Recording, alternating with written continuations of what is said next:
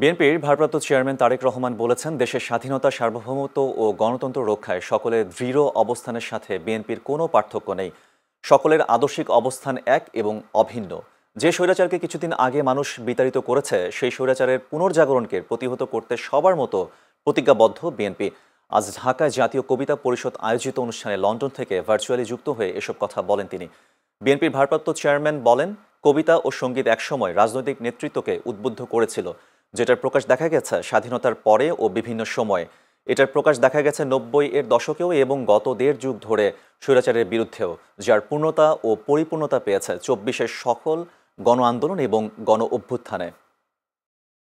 সম্মানিত উপস্থিতিবৃন্দ, একজন প্রকৃত বাংলাদেশী জাতীয়তাবাদী বিশ্বাসী মানুষের জীবনের শেষ দিনে প্রথম ও শেষ বাংলাদেশী হওয়া উচিত তার বিশ্বাস এবং আদর্শের একমাত্র পরিচয়। আজকের এই শ্রাবণ দিনে যে বিশ্বাস আর প্রত্যয়ের কথা বহু বক্তা এখানে যারা বক্তব্য রেখেছেন, কথা ঐক্যবদ্ধভাবে উচ্চারণ করেছেন। সম্মানিত উপস্থিতিবৃন্দ, আমাদের আদর্শিক অবস্থানও আমি মনে করি ঠিক এবং এক এবং অভিন্ন।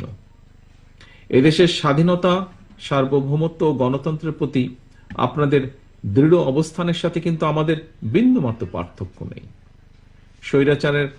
যে স্বৈরাচারকে বাংলাদেশের মানুষ কিছুদিন আগে বিতাড়িত করেছে, সেই স্বৈরাচারের পুনর্জাগরণ প্রতিহত করতে আমরা প্রতিজ্ঞাবদ্ধ আপনাদেরই মতন।